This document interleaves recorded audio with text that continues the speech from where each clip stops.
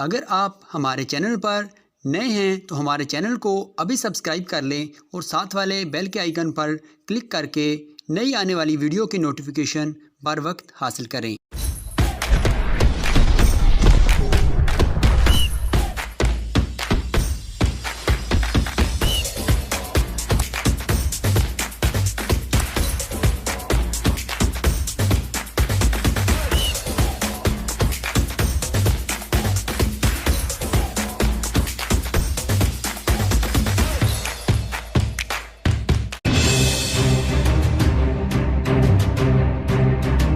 दोस्तों, अगर आप भी महेंद्र सिंह धोनी को सबसे महान खिलाड़ी और कप्तान मानते हैं तो इस वीडियो को लाइक जरूर कीजिएगा। दोस्तों, सचिन रविंद्र के बल्ले की आंधी, ऋतुराज का तूफान, चेन्नई के बल्लेबाजों ने शुभमन गिल की गुजरात को सिखाया है सबक। तो आखिर कैसे आईपीएल 2024 के सबसे रोमांचक 7वें मुकाबले में जब एक दूसरे के आमने सामने आई चेन्नई और गुजरात, तब कैसे सचिन रविंद्र और ऋतुराज गायकवाड़ ने अपने बल्ले से गुजरात के गेंदबाजों को नानी याद दिला दी। आखिर कैसे राशिद खान ने अपने जादुई गेंद से करवाई गुजरात की नामुमकिन वापसी।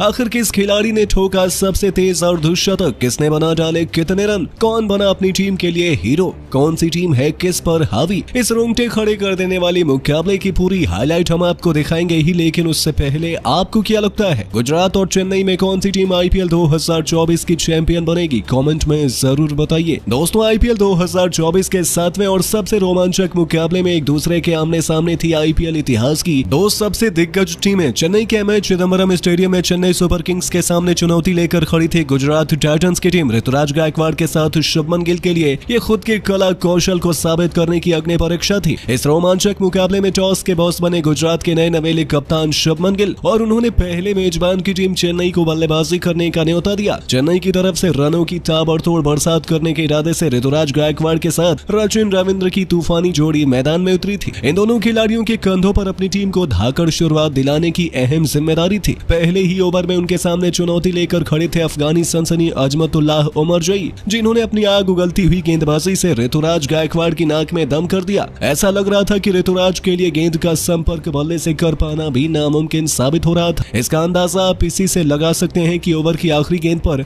ऋतुराज की गलती कर बैठे। गेंद उनके बल्ले का बाहरी किनारा लेकर सीधा स्लिप में चली गई। हालांकि किस्मत उन पर मेहरबान थी, जहां स्लिप में उनका आसान सा कैच छोड़ दिया गया और उन्हें एक नया जीवनदान मिल चुका था। बावजूद उसके पहले ओवर में चेन्नई केवल 2 रन बना पाई थी। दूसरे ओवर में गेंदबाजी करने आ चुके थे उमेश यादव। अपनी लाजवाब गेंदबाजी से उन्होंने भी सचिन रविंद्र की परीक्षा लेना शुरू कर दिया। पहली 3 गेंदों पर तो उन्होंने डॉट निकाल दिया। ऐसा लगा था कि ये बल्लेबाज भी गुजरात के सामने बेबस नजर आ रहा था, लेकिन चौथी ही गेंद पर उनके बल्ले से बिजली गरजी। उन्होंने उमेश की लेंथ बॉल को मिड विकेट के ऊपर से पुल शॉट से स्टेडियम के दूसरे स्टैंड में छक्के के लिए डिपॉजिट कर रनों की रफ्तार में इजाफा करना शुरू कर दिया था। ये तो केवल ट्रेलर था। चौथी गेंद पर भी उन्होंने अपने बल्ले का मुंह ऑफ साइड में खोला और मैदान को चीरते हुए खतरनाक चौका लगाकर उन्होंने अचानक से मैच का पासा पलटना शुरू कर दिया। 2 ओवर में ही चेन्नई ने 13 रन बना लिए थे। अब तक गेंद और बल्ले के बीच कांटे का मुकाबला देखने को मिला था, लेकिन गुजरात के गेंदबाजों को विकेट की दरकार थी, क्योंकि ये दोनों बल्लेबाज धीरे धीरे रंग में वापस आ रहे थे, जो कि गुजरात के लिए मुसीबत खड़ी करने वाला था। और जिसका डर था वही हुआ। सचिन रविंद्र तो सर पर कफन बांध कर मैदान पर उतरे थे। तीसरा ओवर लेकर आए अजमतुल्लाह उमरजई की भी बेरहमी से पिटाई करते हुए एक के बाद एक 2 खतरनाक चौके लगाए और इस ओवर में कुल 12 रन बटोरकर 3 ओवर में ही चेन्नई को 25 रनों तक पहुंचा दिया था। शुभमन गिल के पसीने छूटने शुरू हो चुके थे, क्योंकि गुजरात मुश्किल में नजर आ रही थी। गुजरात के गेंदबाज तो केवल सचिन रविंद्र के लिए खिलौना नजर आ रहे थे। चौथा ओवर लेकर आए उमेश यादव की पहली गेंद पर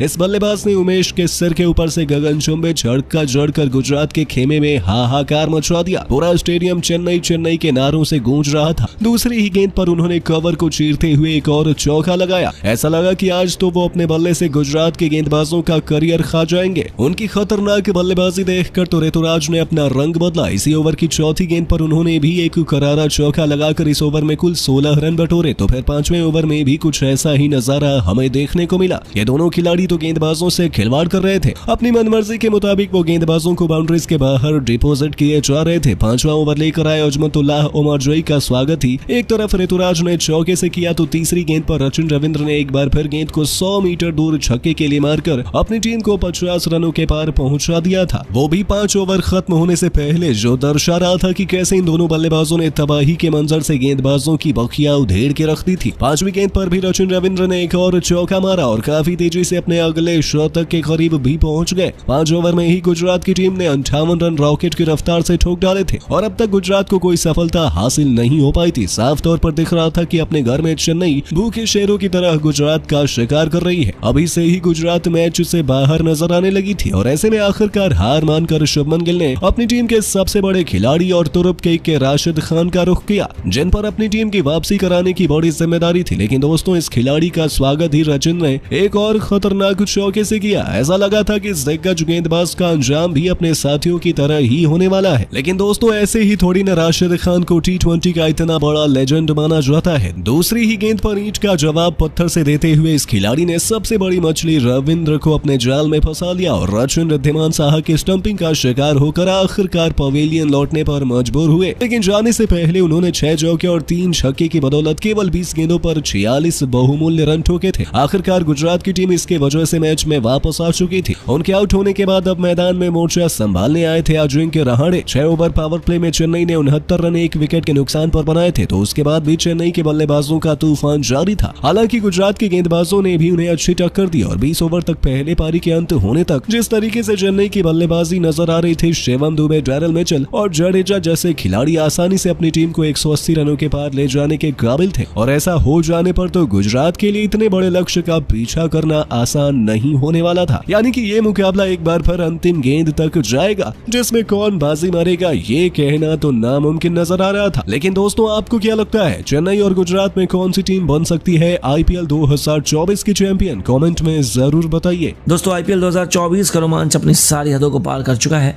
चेन्नई के रहने में चिदम्बरम स्टेडियम में चेन्नई सुपर किंग्स और गुजरात टाइटंस के बीच IPL 2024 का 7वां मैच खेला जाएगा। इसकी शुरुआत भारतीय समय अनुसार 7:30 बजे होने वाली है, जिसके लिए टॉस के लिए सिक्का 7 बजे उछाला जाएगा। जहां CSK के अपने पहले मैच में रॉयल चैलेंजर्स बेंगलुरु को हरा कर आ रही है, वहीं गुजरात टाइटंस ने भी अपने ओपनिंग मैच में मुंबई इंडियंस को धूल चटाई है। दोनों टीमें अच्छी लय में नजर आई हैं। हालांकि अब चेन्नई और गुजरात दोनों ही अपनी शानदार फॉर्म को जारी रखना चाहेंगे और अगला मैच जीतकर वह विनिंग मोमेंटम कैरी देखने को मिलेगी। ऐसे में दोनों टीमों के बीच एक टक्कर के मुकाबले की उम्मीद है। तो आइए जानते हैं कि चेन्नई और गुजरात के बीच होने वाले रोमांचक मैच में पिच का मिजाज कैसा रहने वाला है।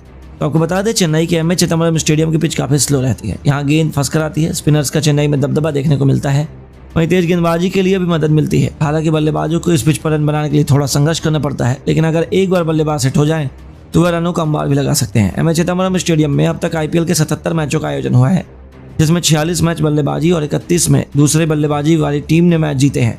ऐसे में जो भी कप्तान टॉस जीतेगा वह पहले बल्लेबाजी करने को देख सकता है। पहली पारी का औसत स्कोर चेन्नई में 163, दूसरी पारी का 150 का है।